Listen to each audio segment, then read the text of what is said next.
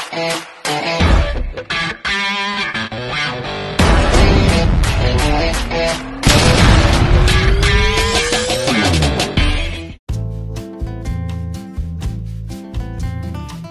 kabosing, mga kabayan, nandito po tayo ngayon sa ating alabosing sarap munting kusina.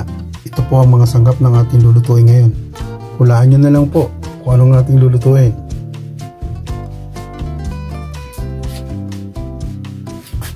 Yan po ang ating biniling galunggong.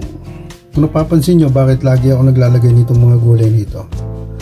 Para ho tayo makakain rin ng gulay, at isa pa, mas malasa po ang nilalagyan natin na yan. Ito pong menu na gagawin natin, ito'y nakagisnan ko na sa aking ina na nagluluto siya para pagkain namin nung ako'y bata pa. Susubukan ho natin gayahin, lutuin. Wala naman po masama dito ba. Kaya nyo, pagtagal-tagal marami pa kayong makikita ang lulutuin ko na pagkain o ulam na nakita ko sa aking ina nung siya'y nabubuhay pa. Huwag lang ho kasi tayo masyadong nagmamadali, ano po, dahil siyempre may iba rin po tayong pinagkakaabalahan. Gaya ho na sinasabi ko sa inyo, pag ang misis ko ang nasa kusina, ako naman po yung nasa labas nakatoka sa pagdi-deliver at saka sa pamimili ng aming mga ingredients na gagamitin. At maraming salamat po sa mga comment ninyo sa mga aking mga nagdaang video. Hayaan po ninyo at sisikapin ko na bisitahin at dalawin ang inyong tahanan o ang inyong channel. Huwag po kayong mainit. Pinapangako po sa inyo yan. Dadalawin at dadalawin po. I-prepare na po natin, ano po, yung mga kabosing. Unahin po muna natin yung ampalaya.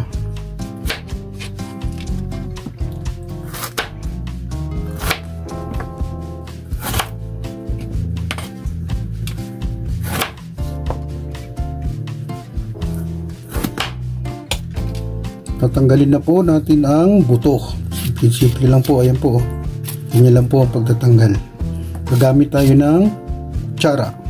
Yan po ang isa sa mga pamamaraan. Ano po, sinishare ko lang po sa inyo mga kabosing, mga kabayan, sa lahat ng aking mga kasamahan sa abroad at yung mga nandun pa ngayon, shoutout sa inyo. Ingat-ingat mga bro, mga sadik, mga kaibigan, mga brad. Natanggal na po natin. Ayan po, nakahanda na yung tubig na paglalagyan natin. Nakalagay sa isang stainless. Hahati lang po natin sa dalawa.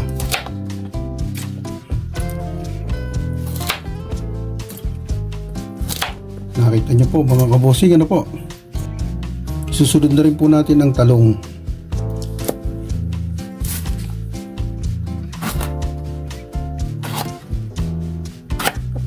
Bibiyakin po natin sa gitna.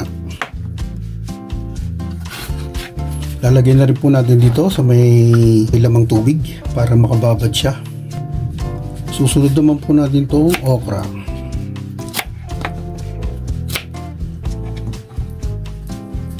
Ganun din po, hatiin din natin sa gitna. Ito po ang isa sa mga pamamaraan ng pagluluto. Hahaluan na natin ang gulay. Pag magluluto po tayo ng mga isda, gaya ng pangat, paksiw, o kaya yung tinatawag nila na may toyo at suka na may tubig. Hindi ko lang alam kung anong tawag doon, ano po, pero nakakita ako. Mostly, may nakikita ko mga ilan-ilan na gumagawa nito. Pero pag ako po ang gumagawa talaga, mas ginugusto ko na nilalagyan ko ng mga gulay para isang banat na agad, kumbaga. Kumbaga, sabi nga nila, isang putok, 2 ibong agad. Get nyo ba? Ito mga kabosing, gagamitin natin na siya yung talagang magpapaasim sa lulutuin nating ulam. Dito tayo kukuha, hindi tayo gagamit ng suka. Ito yung pinaka-natural na luto talaga, lalong lalo na sa mga probinsya. Una, makakatipid ka. Pangalawa, syempre, gamot ito eh. Herbal, ika nga. Meron tayong sili dito mga kabosing kabayan. may luya, may sibuyas, may bawang. Ayan. Sana naman may natutunan kayo sa aking ginagawa. Wala naman problema kung gagayahin ninyo o pagbabasihan ninyo.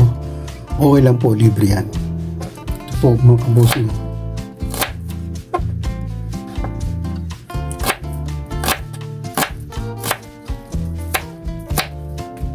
Yan ang sibuyas. Susunod naman po natin ang bawang. Siya nga po pala, nais ko lang namang ibigay sa inyo o ipaalam na po. Mas masarap ang bawang kapag ka pinipisa o dinidikdik. Dahil lumalabas po yung pinakatas bago natin gagayatin. Meron kasi akong mga napapansin pag nagluluto, hindi na nila ginaganito. Hindi naman ako sa nangangialam. Pero mas masarap pa rin po at ina-advise ko po sa inyo yung ganitong sistema. Kung gusto nyong tularan, walang masama. O pwede naman. Ayan po, bali na ano na natin. Na pisa o na dikdik na sinasabi nila. Ginagayat na po natin yun. Kasi yung aroma po nito sa totoo lang, napakabango pag kumapit sa ating mga niluluto. Kaya lahat halos gumagamit nito. Maliban lang po doon sa mga allergy ng ganitong pagkain, ano po. Pero halos karamihan siguro hindi naman, dahil mas sustansya ho ito at saka isa rin to sa mga gamot na kailangan ng ating katawan, ano po. Ayan na. Dito naman po tayo sa luya. Ayan, nabalatan po natin, ano po. Hindi naman siya kalakihan ng aking binili, tama lang to at hindi naman maraming ating lulutuin, pang sarili lang na ulam. Siyempre kung di maiwasan may manghihingi, natural bibigyan din natin, normal lang talaga yun at gustong kumain ng ating nilutong ulam o pagkain, di po ba? Kaya mga kabosing, kagayatin na po natin yung ano, yung luya. Kunting ingat-ingat rin po siyempre, kasi may hiniwa tayo na okra. Yung okra ho kasi nagpo-produce yun ng pinakadagta niya, napakadulas. So para maiwasan ng aksidente, dahan-dahan po. Kita nyo naman. Sana may napulot po kayo sa aking munting ibinabahagi sa inyo. And ho, ito na po ang mga sangkap ng ating gagamitin. Lalagyan na po natin sa kaserola. Ang tabayanan na lang po natin. Ano po? I-prepare na po natin. Paglulutuan po natin na kaserola. Hindi naman po kasi siya masyadong marami at kalakihan. Tama na dito. Kasya na ho rito yan. Para mas mainam mo, lalagyan na ho natin sa ilalim ng mga ingredients na gagamitin natin para mas lalong masarap at malasa at malinamnam. Ayan, lalagyan po natin ng mga ilang piraso sa ilalim. Ganun din po yung sibuyas.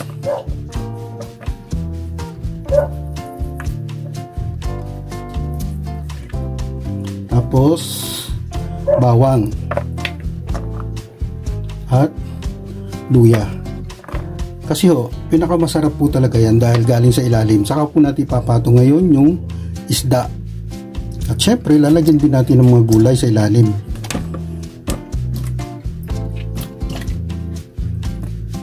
Pinakamainam po sa lahat yan o pamamaraan. Lasan-lasa ho kasi pagkakakainin yung gulay at nandun halo-halo sa loob. Ayan o. Ito naman po yung isda natin ilalagay na po. Ayan o.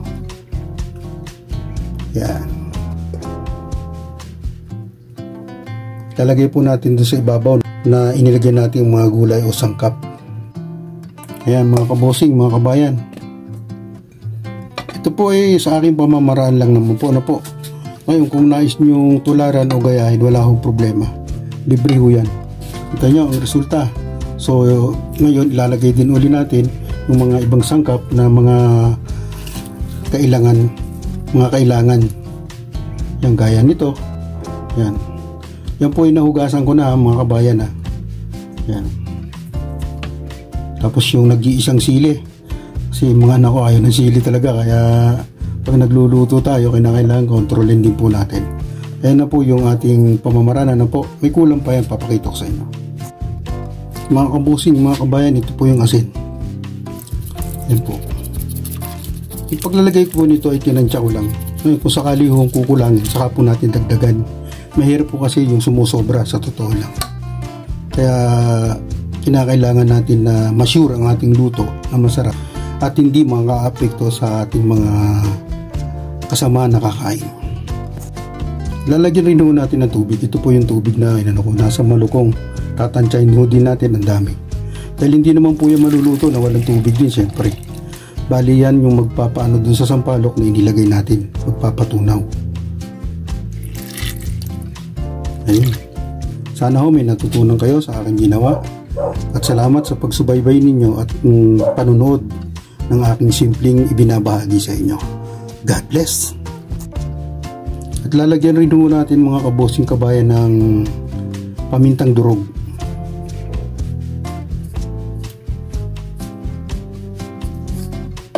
Siyempre, yung nakaugalian na natin, ano po, doon po sa hindi gumagamit nito, pasensya na. Hindi naman po ako maglalagay ng marami, kaunti lang. Siyempre, alam nyo na ang sikreto, ang Ajinomoto. Ayan, tatakpan na po natin mga kabosing kabayan at ating isasalang na po. Ano po, hintayin na lang po natin mamaya pagkaluto. Maraming salamat sa pagsama nyo sa akin.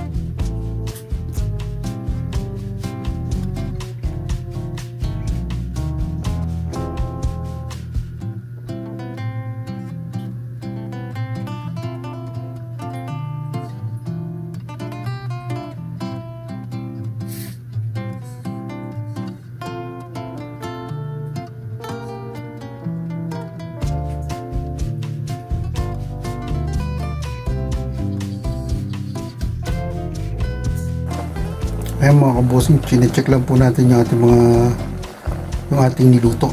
Yan na po, medyo umuhupa na yung kanyang sabaw. Kakapit na ho dyan yung asim ng sampalok. Ayan, sinare ko lang po sa inyo. Mga kabosing, ito na po yung kilalabasan ng ating niluto, paksiw, sampalok. Kung nandito po kayo, maamoy ninyo ang bango dahil sampalok po yung ginamit natin.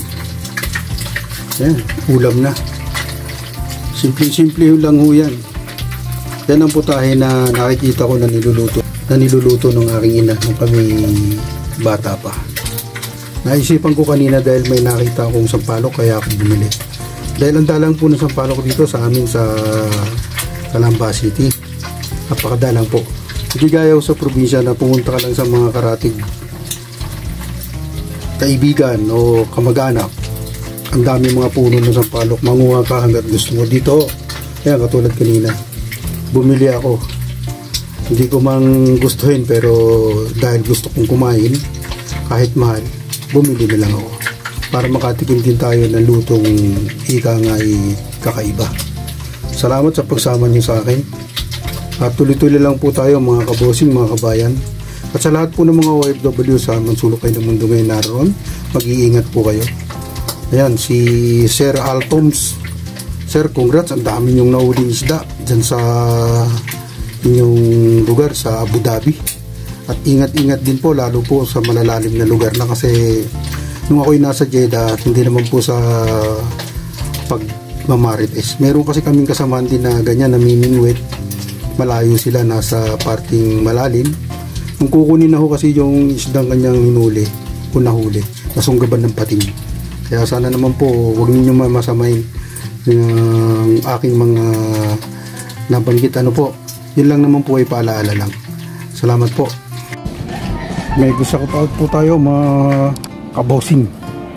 Lumaga Vlog, Edwin Sagayno, Ricky Santiago, Junior 18, Sabida and Emran Vlog, Biteño and Cabiteña Farmer, Jaguar 29, Carnival Assorted, Marlon Backyard, Troy Jawin Vlog, Altoms Channel, Lynn S, Madel's Life, Mary Jane Collantes, Life Journey in Miracle, Miss Jane in US, Travel and Nature, Estonia, Braddock Sniper, Mogat Dama TV, Melba Store, Buhay Barrio, Sirino Bidjoke, At mega shoutout nga po pala kay Sir Renan Fishing Adventure ng Barangay Lipata, Allen, Northern Samar. Sir, ito na po yung nire-request nyo sa akin. At salamat po ng maraming sa suporta nyo o suporta mo sa aking channel. God bless po. Shoutout Asia One and Kanlubang, Ortega family, Don Joel Cruz, Dio family, Rodriguez family, Jocelyn Velasco, Don Genesi, Anthony Bigabalya, Brother Jeff. Yan yung mga tropa ko sa may barbershop ni Kuya Eri. George Acosta ng Cavite City, Altayar Company sa Jeddah, KSA, sa lahat ng aking mga kasamahan dyan, at sa lahat ng mga umuwi na dito sa Pilipinas, Luzon, Visayas, Mindanao, shout out po. Yamilao family, Lariosa family, Ubahig family, Bautista family, De La Rosa family, at sa lahat po ng mga OFW, saan man sulok kayo ngayon ng mundo naroon ngayon, ingat po palagi, at sana alagaan ninyo ang sarili at ang inyong mga mahal sa buhay na nag-aantay at kasama nyo man kung saan bansa kayo naroon ngayon. Ingat-ingat lang po tayo palagi sa ating mga sarili para maging masaya ang buong pamilya at sama-sama. God bless.